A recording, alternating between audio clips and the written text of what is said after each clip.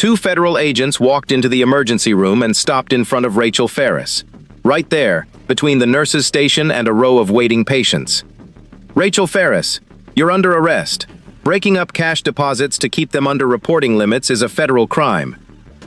A co-worker down the hall raised her phone and started filming. 6 others turned to look. A $430,000 surgery fund, money her husband needed in 3 days, just became evidence. "That money isn't mine," Rachel said. "It's for my husband's spine surgery. He's on the table Tuesday." "Not anymore," the agent said, and reached for her wrist. Before he took it, Rachel set her pen down on the clipboard, flat, sideways, slow enough that her hand shook doing it, and the camera caught every second. Then the cuffs closed around her wrists. Nobody in that hallway understood what the pen meant. By the time the footage reached Larkspur, 60-year-old Earl Doss had already watched it twice. 200 bikers walked into a courthouse 3 days later. Stay with me. Now, let's find out what happened that day. The agent read her rights while he walked her out of the emergency room. Rachel barely heard the words. She was doing math instead. 4 days until Dean's surgery. 2 days until the pre-op labs had to be paid in full, or the hospital would bump him down the list. $0 she could access, because every dollar the charter had raised now belonged to a federal case file. She'd spent 6 years in that hallway learning how to keep a steady face while a heart monitor flatlined. She used every bit of that training now. The second agent, younger, still working up the nerve to look her in the eye, asked if she wanted her jacket. She said no.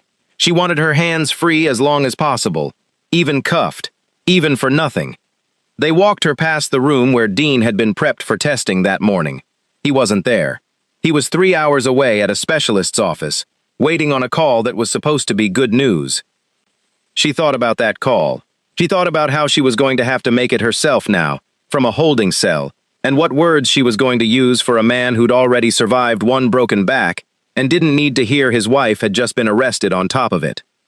A co-worker, a young tech named Priya Anand, stood 12 feet back with her phone raised, hand shaking, mouth pressed into a flat line. Rachel had seen her arrive for her shift an hour earlier. She had no idea Priya was still standing there. That's when the agent reached for her wrist. Rachel had maybe 2 seconds. She'd counted them before, in her head, more times than she wanted to admit. Every time Dean had made her practice this in the kitchen, at the dinner table, in the cab of his truck, until it stopped feeling like practice and started feeling like something her hands could do without her thinking about it at all. She reached across her own body with her free hand, picked up the pen from the counter beside her, set it down on the clipboard. Flat. Sideways. She held her hand there 1 second longer than she needed to, long enough for a camera 12 feet away to catch the angle clearly, long enough for her fingers to visibly shake, long enough that later, watched frame by frame, nobody could call it an accident. Then the cuffs closed, and the moment was gone. 60 miles away, in a cinder-block clubhouse on the edge of Larkspur, Earl Doss watched the video for the 3rd time, his thumb frozen over the screen at the exact second Rachel's hand let go of the pen. He'd seen that motion exactly once before, 19 years ago, in a hospital hallway, from a woman who was not Rachel Ferris, who did not get help in time, because nobody watching that day understood what a pen laid flat and sideways was supposed to mean. Earl set the phone down on the bar without a word. The 2 men beside him, Rooster and Mac, had been talking about a supply run to Cheyenne. They stopped talking. Earl didn't raise his voice. He never did. "Get me Dean's number," he said, "and get me every charter within 400 miles on a call in 20 minutes. Rooster reached for his own phone. "What'd you see?" Mac asked. Earl didn't answer right away. He was still looking at the frozen image, a woman's hand, a pen laid down flat, a motion so small most of America would have scrolled past it without a second glance. "Someone taught her that," Earl finally said. "I taught Dean that. Dean must have taught her." He didn't explain further. He picked up his own phone and started making calls himself, 4 words at a time, the same 4 words to every voice that answered. "Rachel Ferris. Now. Please." He made 11 calls in the next 6 minutes. 300 miles away, at the district courthouse, an assistant to District Attorney Neil Foss was already drafting a press release. Foss had asked for it the moment the arrest was confirmed. He wanted it ready before the 6 o'clock news. He had no way of knowing a video existed. He had no way of knowing what a pen laid flat on a clipboard could mean to anyone.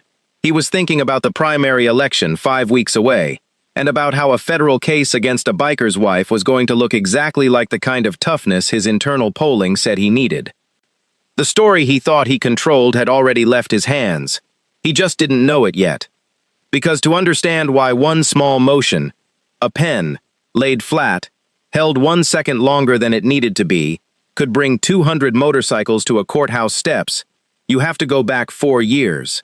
Back to the night Dean Ferris first taught his wife what silence could say when words weren't safe to use. 4 months before any of this happened, Rachel Ferris's life looked like nothing anyone would put in a headline. She worked 3 12-hour shifts a week at Larkspur Memorial, the kind of hospital small enough that she knew most of her patients' names before she read their charts. She liked the 7 o'clock quiet best, the hour before the day shift arrived, when the hallway lights hummed low and she could hear her own footsteps on the tile. She liked strong coffee and stronger opinions about it. She liked coming home to a house that smelled like motor oil, because Dean was always fixing something in the garage. Some bike that belonged to someone else. Some favor he'd never charge for. She'd married into the charter 8 years earlier, back when she still thought Hell's Angels was a phrase people used to sell leather jackets. She learned different fast. She learned that Dean's brothers showed up with casseroles when her mother died.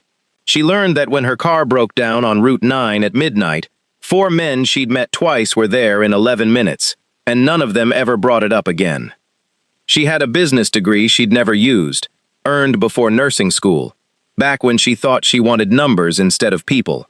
2 years ago, when the charter's treasurer retired, and nobody else wanted the job, she'd raised her hand almost as a joke.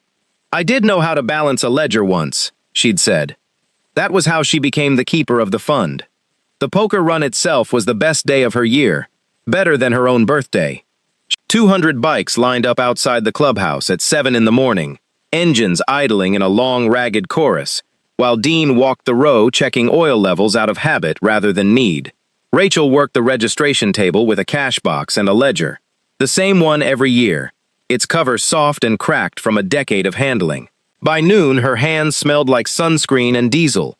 By evening, when the last rider rolled back in and the barbecue smoke thinned out over the parking lot, she'd count the day's total twice, write it down in her careful nurse's handwriting, and feel something close to pride.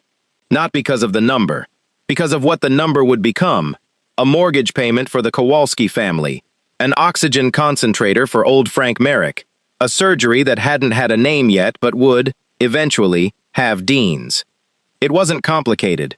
In the beginning, the charter ran an annual poker run every spring, plus a barbecue fundraiser every fall, and whatever came in went toward whichever member needed it most that year.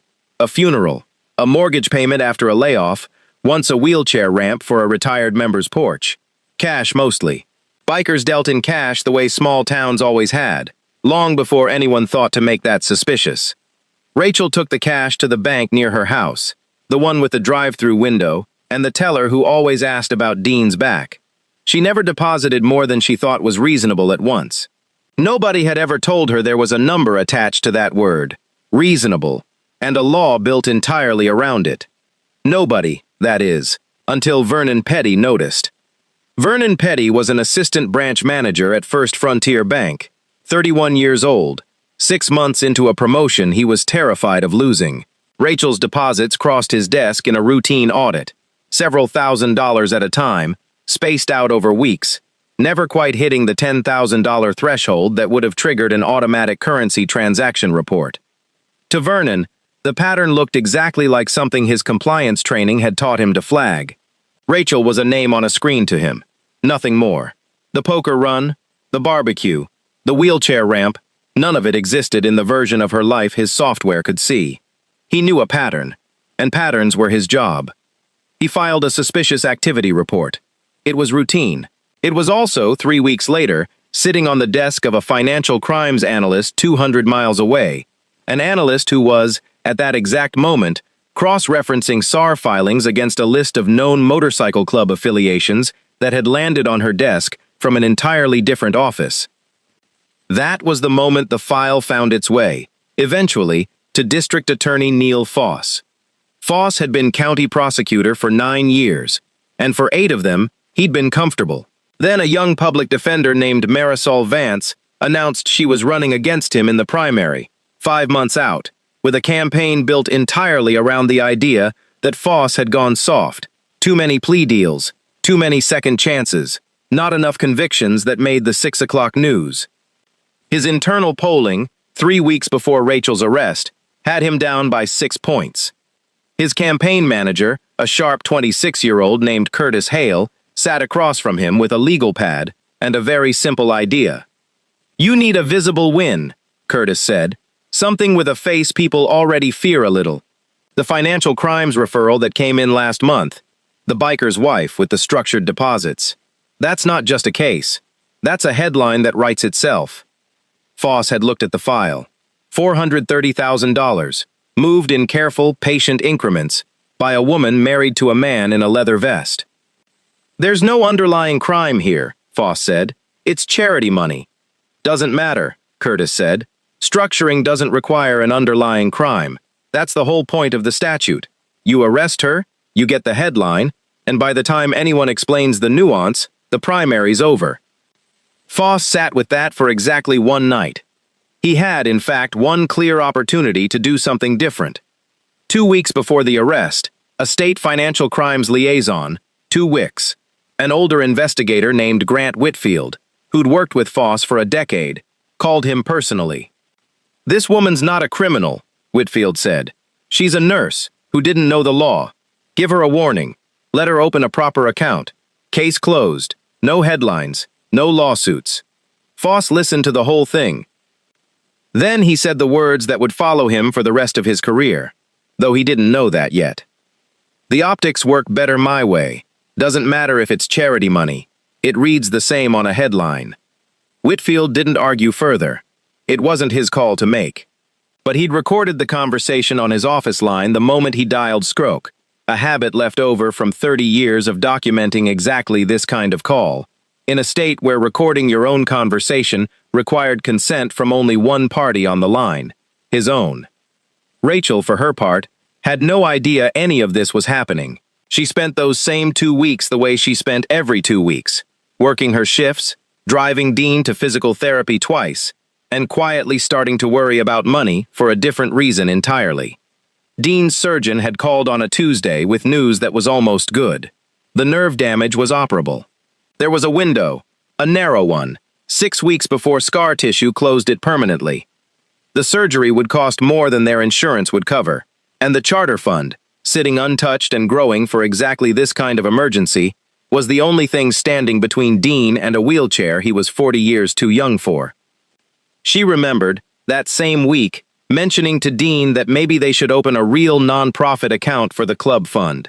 A friend from work had said something about it once. Liability, paperwork, some acronym Rachel hadn't bothered to write down. "We'll get to it," Dean said, "after the surgery."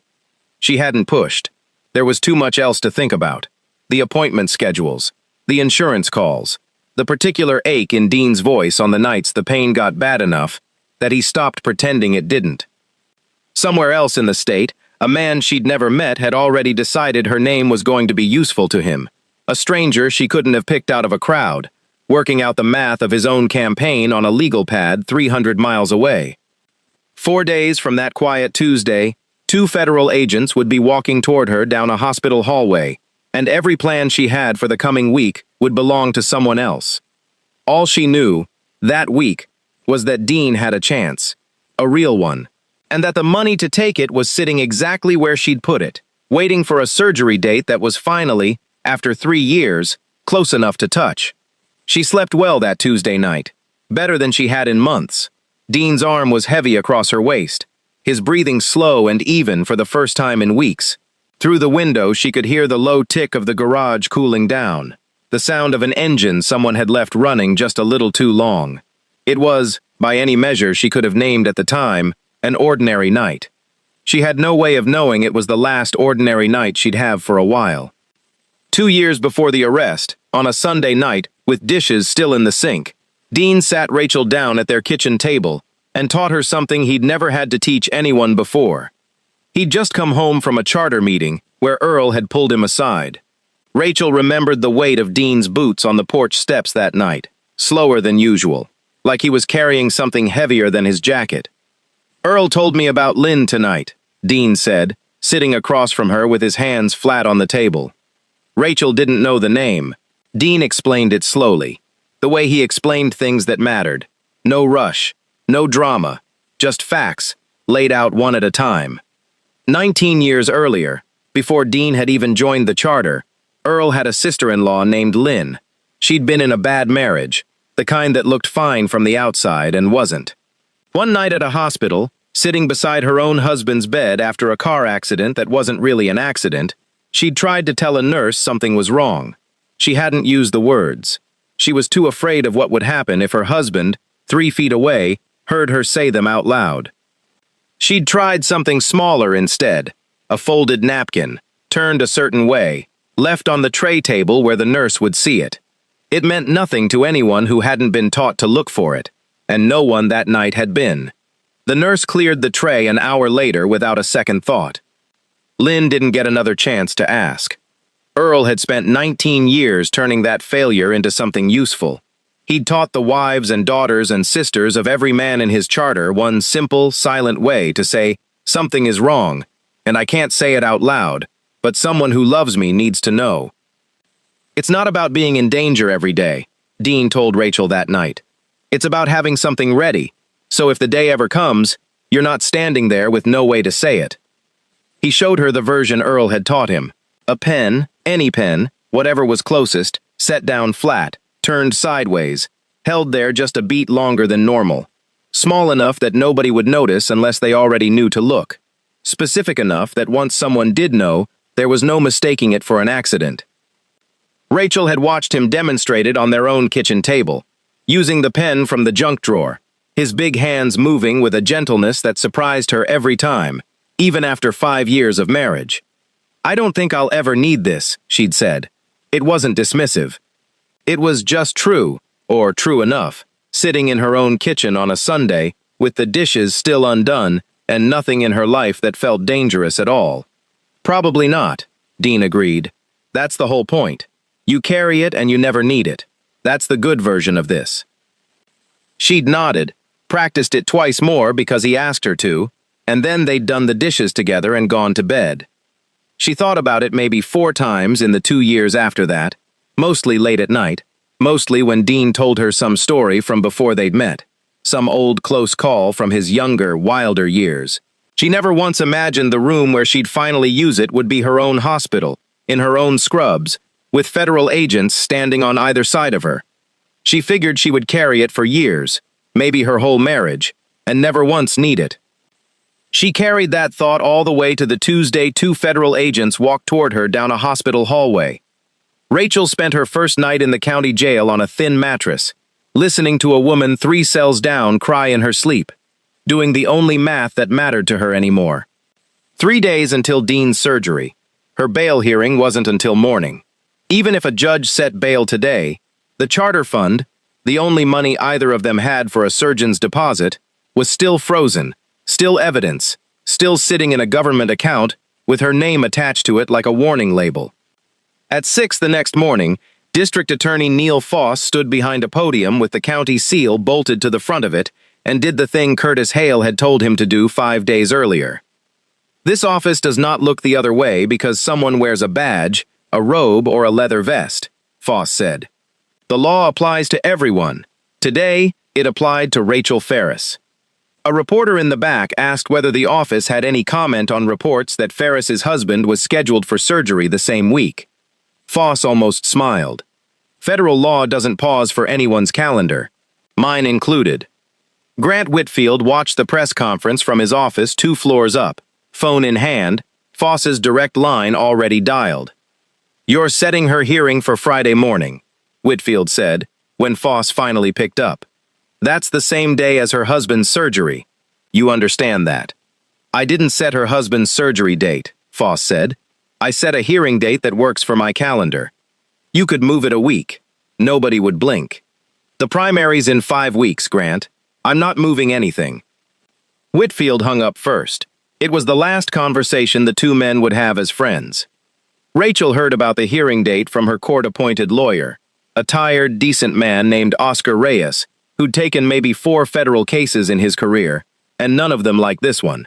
He delivered the news standing at the bars of her cell, apologetic in a way that told her he already knew it wouldn't help. Friday, Reyes said, 9 in the morning. Rachel did the math one more time, out loud this time, because saying it made it feel more real than thinking it. Dean's surgery is Friday, 10:30. Reyes stayed quiet for a moment. Some things simply didn't have a legal answer. She got one visitation before the hearing, 20 minutes, glass between them, a phone handset that smelled like every other hand that had held it that week. Dean sat down on the other side looking like a man who'd aged 5 years in 3 days, his back brace visible under his shirt, his hands shaking slightly around the receiver. They froze the account, he said. I know. Reyes told me. I'm sorry, Rachel said. I thought a few $1,000s at a time was just being careful. I had no idea the law worked the way it does. I know you didn't. There was a deputy standing 4 feet behind Dean, close enough to hear everything, and Rachel understood, watching Dean's eyes flick toward him and back, that there were things neither of them could say out loud in that room. So she said something else instead. She set the phone receiver down against the counter for a second, flat, sideways, held there a beat too long, then picked it back up like nothing had happened. Dean's jaw tightened. His eyes went glassy for exactly 1 second. Then he nodded, once, small enough that the deputy behind him never noticed it at all. I love you, he said. Whatever happens Friday, I love you. I love you too. The visit ended. Neither of them had said one true sentence about what was actually going to happen next, and both of them understood exactly what the other one meant. 60 miles away, in the same cinder block clubhouse where he'd watched that first video 3 days earlier, Earl Doss had not slept more than 4 hours a night since the arrest. He'd made 11 calls the first day. By the third day, he had confirmed replies from charters in 4 states, men who remembered Dean pulling them out of a ditch, or a house fire, or a bad marriage they didn't talk about anymore, or a debt they'd never been asked to repay. Rooster had spent 2 days building a list, cross-referencing every favor, every rescue, every quiet act of decency Dean Ferris had ever performed in 18 years of riding, until the list ran to 61 names. Whitfield, on the 4th day, made a call he would later describe to investigators as the hardest of his career. He called Oscar Reyes and told him, off the record, that he still had the original recording, the one he'd made of his own warning call to Foss 2 weeks before the arrest. Reyes wrote it down. Then he made one more call of his own, not to Foss, not to a judge, but to a number Rachel had given him on a scrap of paper the day before. Earl Doss picked up on the first ring. I have something you're going to want to bring to that hearing, Reyes said. A recording. Whitfield had it running during his warning call to Foss 2 weeks before the arrest. Foss on tape, admitting there was no underlying crime, admitting the optics mattered more. Earl didn't ask how a man he'd never met had gotten his number. There were only so many ways that could have happened, and every one of them told him the story was already bigger than a single county courthouse. Send it, Earl said, and be there Friday, 9 sharp. Thursday night, 61 men and their families started riding toward Larkspur from 4 different states, engines running through the dark on highways most of them could navigate blind. Rooster organized the convoy points, marking fuel stops on a paper map spread across the clubhouse bar, because Earl still didn't fully trust anything that lived on a phone screen. Mac handled logistics for the families, 6 children who needed someone to watch them, 3 members too old to ride the whole distance who insisted on coming anyway, a retired school teacher named Dot Halverson, who'd known Dean since he was 19 and packed a thermos of coffee like she was heading to a funeral instead of a courthouse. Earl spent Thursday evening on the phone with a woman he hadn't spoken to in over a decade, Lynn's younger sister, who still lived 2 states away and still, after 19 years, kept a folded napkin in a drawer she never opened. He didn't ask her to come. He only told her what had happened, because she was the only person alive who would understand exactly why it mattered. She used a pen, Earl told her. Same idea. Somebody taught her right. There was a long silence on the line. Good, the woman finally said. Then it wasn't for nothing. Earl didn't sleep at all that night. At 4 in the morning, 61 riders pulled out of Larkspur in a column 2 miles long, engines running through the dark on highways most of them could navigate blind. Earl rode at the front of all of it, saying almost nothing the entire way, his mind on a video 4 days old, and a woman he barely knew, who'd learned a lesson from his own worst mistake, well enough to use it exactly right. Friday morning arrived cold and clear over the county courthouse, the kind of Wyoming sky that made everything underneath it look small. Neil Foss arrived at 8:40, confident, rehearsed, a folder of talking points under one arm. He'd told Curtis the case would take 20 minutes. He'd told his wife he'd be home in time for lunch. He did not yet know what was already 3 blocks away, idling at a red light, waiting for it to change. Rachel sat in a holding room behind the courtroom in a jumpsuit that wasn't hers, listening to something she couldn't identify at first. A low sound, distant, growing instead of fading, like weather moving in from somewhere she couldn't see. It took her almost a full minute to understand what she was hearing. Engines, dozens of them, then more than dozens. She closed her eyes, and for the first time in 5 days, she let herself hope. The sound reached the courthouse a full 2 minutes before anything else did. It came in low at first, a vibration more than a noise, the kind that rattled a coffee cup sitting on the bailiff's desk before anyone understood why. Then it climbed, engine after engine after engine, layered on top of each other until the individual sounds disappeared into something singular and enormous, rolling down Main Street like weather, with a decision behind it. Then came the light. 200 motorcycles turned off Route 9 in a column that stretched 4 blocks, morning sun breaking across chrome and glass in a moving wall of reflected fire. Word had spread past the 61 names on Rooster's list within a single day. 3 more charters from as far as Colorado had heard, and simply come, uninvited, unasked, because that was how it worked, when a story like Rachel's traveled through people who understood exactly what it meant. Then, one by one, the engines went quiet. 200 motorcycles came to rest in perfect, silent rows along both sides of the street, close enough to the courthouse steps that nobody walking out those doors could pretend not to see them. A local news van, already parked outside for an unrelated story, swung its camera around within 90 seconds. A young reporter named Casey Blum, still holding a coffee she hadn't finished, walked toward the nearest rider and asked what they were doing there. Waiting, the rider said. His name stayed his own business. Waiting for what? For a judge to do her job. Casey Bloom went live 4 minutes later, standing in front of 200 motorcycles and a silence she couldn't fully explain, to a station 3 counties away, though the pictures did most of that work for her. Neil Foss felt it before he understood it. He was standing at the prosecution table inside, reviewing his notes one final time, when the floor beneath his shoes began to hum. He assumed for one full second that it was a passing truck. It was not a passing truck. By the time he reached the window, the column was already parked, already still, already silent in a way that felt somehow louder than the engines had been. 200 people in leather vests stood beside their bikes without moving, without chanting, without a single raised fist, just standing, patient, exactly the way a man waits when he already knows how something is going to end.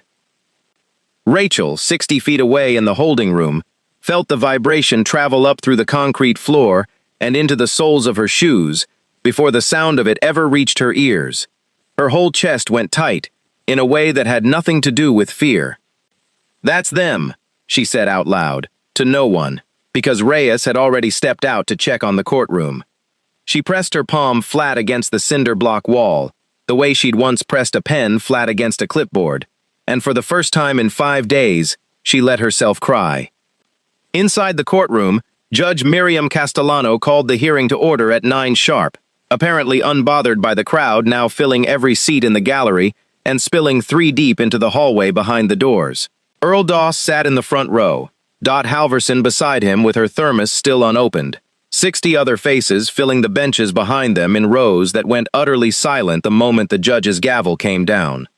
Foss stood and began exactly the way Curtis Hale had scripted it 3 days earlier. Calm, procedural, a man simply doing his job. He walked the court through the currency transaction thresholds, the pattern of deposits, the technical definition of structuring under federal code. He used the word deliberate 4 times in 6 minutes. He gestured twice toward the gallery. Careful, practiced. The gesture of a man performing confidence for cameras he assumed were still outside. He had rehearsed this part in the mirror that morning. It showed. He'd told his wife over breakfast that this would be the easiest 20 minutes of his week. A clean case, a cooperative judge, a defendant with a public defender who'd never once beaten him in 9 years. He had, in fact, been looking forward to it, in the specific way ambitious men look forward to things they've already decided are formalities. Oscar Reyes stood when his turn came, opened a single folder, and asked the judge for permission to enter one piece of evidence. A recorded phone call, Your Honor, between investigator Grant Whitfield and District Attorney Foss, recorded 2 weeks ago, when Mr. Foss was first warned this prosecution had no underlying crime behind it. Foss's expression didn't change at first. He genuinely had no idea the call was recorded. He was about to learn that in front of 200 witnesses and a news camera now pressed against the courtroom's back window. Somewhere in the gallery, a phone buzzed against a wooden bench. Nobody reached for it. Every eye in the room stayed fixed on the folder in Reyes's hand. Objection, Foss said. Relevance. I'll allow it, Castellano said, without looking up. Given the timing of the hearing date in question, I find it highly relevant. The recording played through the courtroom's speaker system, tinny and clear. This woman's not a criminal. She's a nurse who didn't know the law. Give her a warning. Let her open a proper account. Case closed, no headlines, no lawsuits. The optics work better my way. Doesn't matter if it's charity money. It reads the same on a headline. The gallery stayed silent through all 22 seconds of it. Nobody gasped. The silence itself did the work no gasp could have done. Foss stood up before the judge could rule on anything. Your Honor, that recording is being taken entirely out of context by a room full of... He stopped himself for exactly 1 second. He looked at the gallery, at Frank Merrick's oxygen tank parked in the aisle, at 60 faces watching him with the specific patience of people who had already decided how this ended. He kept going anyway, and his eyes landed on Merrick when he said it. By a room full of individuals with a documented history of intimidation tactics. I don't care how many oxygen tanks you bring into my courtroom. The gallery held perfectly still, the kind of stillness that said more than any noise could have. Frank Merrick simply reached down and turned his own tank's valve, the way he did every hour, without looking up at the man who'd just said it. It was, by any measure, the worst sentence of Neil Foss's career. Earl Doss stood up. He didn't raise his voice. He never did. He simply stood, and the room went still around him the way rooms went still around men who had never once needed to prove they belonged in charge of one. Ask them, Earl said, nodding toward the gallery. Every person in this room. Ask what Dean Ferris did for them. Castellano, unorthodox but not foolish, allowed it. Frank Merrick stood first, 71 years old, an oxygen tank rolling on wheels beside him. Dean drove 4 hours in a snowstorm 3 years ago to bring me a concentrator when mine failed, middle of the night. Never sent a bill. Dot Halverson stood next, her voice steadier than her hands. I taught that boy in the 9th grade. He spent every year since paying back a town that barely remembers what it gave him. A third man stood, younger, missing 2 fingers on his left hand, and simply said, House fire. 2 winters ago, he carried my daughter out. That's all I've got to say. A fourth voice came from the back of the gallery, a woman nobody had introduced. He drove my mother to dialysis every Tuesday for a year after my father passed. I don't even ride. I just knew where to find him when I needed him. Every word of it came unrehearsed, straight from memory, offered freely.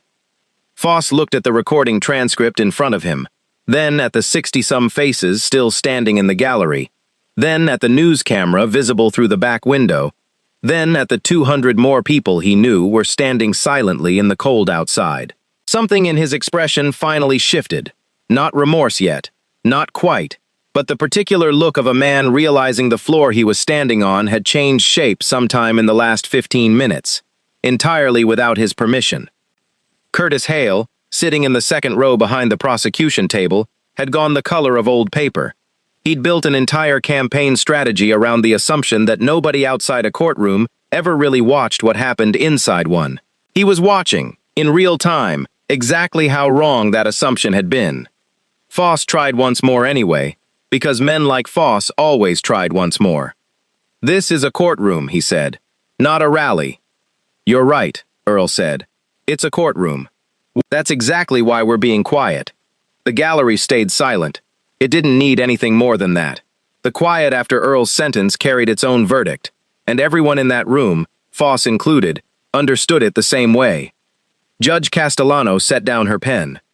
"Given the content of this recording," she said, "and the clear indication that the timing of this prosecution was influenced by considerations entirely unrelated to the merits of the case, I am dismissing the structuring charge against Rachel Ferris with prejudice. I am ordering the immediate release of all frozen funds, and I am referring this matter to the State Bar and the State Ethics Commission for review of Mr. Foss's conduct." The gavel came down once. Somewhere behind the courtroom doors, 60 feet away, a deputy unlocked the holding room and told Rachel Ferris she was free to go, and that the charter fund, $430,000, had already been released, wired, and confirmed by the hospital's billing office 9 minutes earlier. Foss came through that same hallway moments later, moving fast, avoiding the cameras still waiting outside. He passed within 3 feet of Rachel. He didn't look at her. She made him. "You knew," Rachel said. "Quiet, not a question. 2 weeks before you arrested me, you already knew there was nothing here." Foss said nothing. He kept walking. "My husband's on a table right now," Rachel said to his back, "because of a headline you wanted." He didn't turn around. That, more than anything said inside that courtroom, told her everything she needed to know about the kind of man he was. It was 10:11 in the morning. Dean's surgery was scheduled for 10:30. Rachel didn't walk out of that courthouse. She ran, past Reyes, past a deputy who made no move to stop her, out through the front doors and into a wall of sound she felt before she saw 200 engines starting at once, not as an order, not as a signal, but simply because 200 people had somewhere else to be now, and that somewhere was a hospital 19 minutes away. Earl caught up to her on the courthouse steps, car keys already in his hand, Rooster and Mac falling in on either side of him without being asked. "I'll drive," Earl said. 19 minutes, if the lights cooperate." "Make it less," Rachel said. They made it in 17, Earl's truck sandwiched between 2 columns of motorcycles that cleared every intersection between the courthouse and Larkspur Memorial like a single organism moving with one intention. Rachel spent the whole ride with both hands pressed flat against the dashboard. The same gesture, she realized somewhere around the 9th minute, that she'd once used with a pen and a clipboard. Flat, deliberate, holding something steady, because there was nothing else her hands knew how to do with all that fear. Dean was already on the pre-op table, gown on. IV started, 4 minutes from being wheeled back, when a nurse he half recognized leaned into the room to tell him his wife had just arrived downstairs, with what looked like half the county's motorcycle population behind her. He laughed for the first time in 5 days. It hurt his back to do it. He did it anyway. Dean Ferris's surgery took 4 hours and 11 minutes. Rachel spent every one of them in a waiting room that smelled like burnt coffee, flanked on one side by Earl Doss, who read the same page of a newspaper for the better part of an hour without turning it, and on the other by Dot Halverson, who had finally opened her thermos. Outside, in the parking lot, 190-some motorcycles sat parked in orderly rows, engines off, most of their riders leaning against them in small groups, talking quietly or not talking at all. They stayed because staying felt right, and nobody among them saw a reason to explain it further. The surgeon came out at 2:11 in the afternoon, still in scrubs, and said the words Rachel had been rehearsing in her head for 5 days without letting herself believe them. It went about as well as it could have gone. Rachel didn't hear anything after that for a full 10 seconds. Earl put a hand on her shoulder, steady, brief, and said nothing at all, because there wasn't anything left to say that the last week hadn't already said better. By 4 that afternoon, the parking lot had emptied out one engine at a time, the same way it had filled, quietly, without announcement, men and women climbing back onto their bikes and riding home to lives that had never stopped needing them while they were busy needing something else entirely. Rooster left a case of motor oil on the Ferris's porch that evening, along with a card signed by more names than Rachel could count, and didn't stay long enough to be thanked for it. Earl was the last to leave. He found Rachel in the recovery room hallway a little after 6, sitting on a bench outside Dean's door, still in the same clothes she'd worn since her arrest 4 days earlier. "He's asking for you," Earl said. "Go on in." "Earl." He stopped, half-turned. "Thank you," Rachel said. "I don't know how to say it bigger than that, but—" "You already said it," Earl said. 19 years ago, a woman I loved lost her chance at exactly this. Today, you closed something I'd carried a long time, thinking it would stay open forever." He didn't wait for a response. He nodded once, the way he always did, and walked out through the hospital's sliding doors into the evening without looking back, climbing onto his bike alone and riding the 60 miles home to Larkspur in the dark. 300 miles away, that same evening, District Attorney Neil Foss sat in his home office with the television muted and his phone lighting up with messages he had no intention of answering. Casey Blum's footage had reached 4 million views by dinner time. The recording, Whitfield's recording, had been picked up by 2 national outlets before noon. Curtis Hale called at 7. Foss let it go to voicemail. Curtis called again at 7:03. Foss finally answered. "We need a statement," Curtis said. "Tonight, before the morning show's run with it unanswered." "Say what, exactly?" "Say it was taken out of context. Say, there is no context that makes it better, Curtis." There was a long pause on the line. "I'm not doing the statement," Foss said. "I'm done tonight." Curtis Hale resigned from the campaign the following morning and took a communications job with a non-profit in Cheyenne 2 weeks later, a fact that made the local paper on page 6, well below the story it was quietly running from. The State Ethics Commission opened a formal inquiry within the week. It moved fast, the way these things sometimes did when 4 million people were already watching. Investigators interviewed Whitfield twice, Curtis Hale once, and Reyes for nearly 3 hours. Frank Merrick gave a brief statement to a local reporter on his own front porch, oxygen tank parked beside his rocking chair. "I've voted for that man twice," Merrick told the camera. "Won't be voting for him a third time. Wasn't about the vest on Dean's back. Was about a man deciding a woman's life was worth less than his headline." Dot Halverson gave her own interview a few days later, standing in front of the same schoolhouse where she'd once taught a 9th grader named Dean Ferris.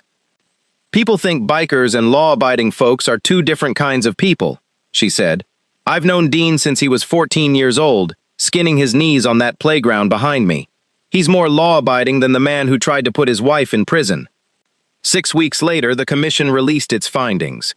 The timing of Rachel Ferris's arrest and hearing date had been substantially influenced by political considerations unrelated to prosecutorial merit, in direct violation of state conduct guidelines. The state bar opened a separate review of Foss's fitness to practice. Marisol Vance won the primary by 19 points, 3 weeks after that. Foss didn't contest it. He'd already withdrawn his name 2 days after the ethics findings were released, in a 2-paragraph statement that contained no excuses and, for the first time in the entire ordeal, no mention of optics at all. Grant Whitfield retired from the Financial Crimes Division 4 months later, on his own terms, with a party his colleagues threw him that he almost didn't attend out of embarrassment at the attention. Foss showed up anyway, uninvited, stood in the back for exactly the length of 1 drink, and found Whitfield alone near the coat check on his way out. "You were right," Foss said, "about all of it." "I know," Whitfield said. "I'm not asking you to forgive it." "I wasn't going to offer," Whitfield said, not unkindly, "but I appreciate you saying it out loud." Foss nodded, put on his coat, and left without waiting for anything more than that. It was the closest thing to an apology he ever gave anyone connected to the case, and the only one Rachel Ferris ever heard about secondhand, months later, from a reporter doing a follow-up story neither she nor Dean particularly wanted to be part of. Rachel went back to work at Larkspur Memorial 5 weeks after the hearing, once Dean was steady enough on his recovery that she trusted leaving him alone for a 12-hour shift again. Her co-workers threw her a small welcome-back lunch in the break room. Priya Anand, the tech whose phone had started all of it, brought a cake with nothing written on it, because neither of them could think of anything appropriately small enough to put in frosting. "I almost didn't film it," Priya admitted, over cake nobody had properly cut yet. "I thought I'd get in trouble." "I'm glad you did," Rachel said. "I don't think I'd be standing here if you hadn't." The hospital administration, for its part, sent Rachel a brief written apology for the disruption to her employment, along with a policy memo reminding staff of patient privacy protocols that had absolutely nothing to do with anything that had happened to her. She framed the memo, half as a joke, and hung it in her break room locker. Vernon Petty, the assistant branch manager whose routine audit had started the entire chain of events, sent Rachel a handwritten letter 2 months after the hearing. He didn't apologize. Exactly. The compliance software had done exactly what it was built to do, and he'd only ever done his job. But he included, folded inside the letter, a $200 personal donation to the charter's new nonprofit fund, with no further explanation attached. Rachel never wrote back, but she kept the letter in the same drawer as Dean's old prescription bottles, the ones that reminded her how close they'd come to a different ending. 6 months after the hearing, the charter held its annual poker run again, the same weekend it always did, the same registration table set up outside the clubhouse with a cash box and a ledger, a new ledger this time, its cover still stiff, not yet broken in by years of handling the way the old one had been. Rachel worked the table again, same as always, though this year the charter had finally opened the nonprofit account Dean had promised they'd get to after the surgery. Every dollar that came in that day went into an account with a name and a tax filing, and no room left for anyone to misread it. Earl found Rachel at the registration table around noon, watching her count a stack of bills with the same careful, practiced hands she'd used the year before, and the year before that. "Got a minute?" he asked. She did. He led her to the back office of the clubhouse, where a small shadow box hung on the wall she'd never noticed before, a single folded napkin under glass, yellowed with 19 years of age, alongside a small brass plaque that read simply, "For Lynn." So it wasn't for nothing. Beside it, Earl had left a second frame, empty, waiting. "That one's yours," he said, "for the pen, whenever you're ready." Rachel stood there a long moment, looking at the empty frame, thinking about a woman she'd never met who had tried something small in a hospital hallway 19 years before she was born into this family, and about a nurse in that same hallway 19 years later who had gotten the chance Lynn never had. "I want to teach it to someone," Rachel said finally. "The signal, before I put mine up there." "Who?" "Priya, if she's willing." Earl smiled, the first full smile Rachel had seen from him since the day of the arrest. "Dean taught you," he said. "I taught Dean. Lynn's sister taught me, in a manner of speaking, though she'll tell you she never meant to teach anyone anything. She just needed someone to understand what happened to her sister." He looked at the empty frame one more time before they walked back out into the noise of the poker run. "That's how it's supposed to work," Earl said. "It's not supposed to end with any one person. It's supposed to keep finding hands that need it." Rachel taught Priya the gesture 3 weeks later, at a picnic table behind the hospital during a lunch break, using the same pen from the same junk drawer kind of collection every workplace seemed to keep. Priya practiced it 4 times before she got the angle right, her fingers less steady than Rachel's had ever been, though Rachel told her that unsteady hands were exactly the point. Nobody was supposed to look calm doing this. "I hope I never need it," Priya said, echoing words she had no way of knowing Rachel had said herself, in a different kitchen, 5 years earlier. "That's the whole idea," Rachel told her. "You carry it, and you never need it. That's the good version of this." That evening, after the last rider had gone home and the barbecue smoke had thinned out over the parking lot the way it did every year, Rachel sat on her porch with Dean, his back brace finally gone, replaced by nothing more than an ordinary ache that the surgeon promised would fade completely within the year. "You ever think about it?" Dean asked. "That day?" "Every week," Rachel said. "I think I always will." "Any regrets?" She thought about the answer longer than the question probably deserved. "Just one," she said, "that it took almost losing everything for me to understand what all of you already knew. That nobody's ever really as alone as the system wants them to feel." Dean stayed quiet at that, and simply reached over, took her hand, and held it. Flat, steady, exactly the way she'd once taught herself to hold a pen when there was nothing else in the world to hold on to. Some people believe the law is the same thing as justice. That if a statute exists, and it applies to you, there is nothing left to argue. It's a comforting belief, right up until the moment it's used against someone who never broke a single promise in her life. Neil Foss believed that too, right up until a recording of his own voice explained, in his own words, exactly what he'd traded away to get it. He had $430,000 of someone else's rent money, someone else's medical bills, someone else's small kindnesses accumulated over years, and he decided a headline was worth more than all of it combined. He was wrong about the math, and he was wrong about who was counting. Power, it turns out, rarely looks like 200 motorcycles. Most days, it looks like a woman setting a pen down flat on a clipboard, hoping someone somewhere still remembers what that means. It looks like a man who spent 19 years turning his worst regret into the thing that finally saved someone else. It looks like 61 strangers who never once asked what was in it for them, and 139 more who came anyway, because that's simply what you do when someone you'd trust with your life gets a phone call at midnight. Rachel Ferris broke no laws that mattered. She loved a man enough to keep his motorcycle club's money safe the only way she knew how, and a system built to catch something else entirely almost cost her everything because of it. Dean Ferris rides again now, slower than before, his back held together with hardware and time, but upright. Rachel still works the registration table every spring, still counts every dollar twice, still keeps a pen in her scrub pocket that she hopes, every single day, she never has to use again. That's the whole lesson, if there is one. Bikers aren't always heroes. Systems aren't always broken. Most days, the truth sits somewhere quieter than either of those ideas, in the space between a person who needs help and a person willing to notice. Just this.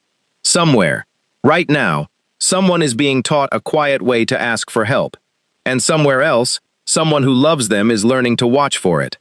That's not nothing. That might be everything. Thank you for riding this one out with Heart Tales. If this story reached something in you, drop a comment below. We read every single one. Tell us, is there a signal in your own life, something quiet between you and someone you love, that would mean come now if you ever needed it? If you're not subscribed yet, join the Heart Tales family. New stories every week, and they only get heavier and better from here. 2 more stories are waiting for you on the end screen right now. Pick one. We'll see you there.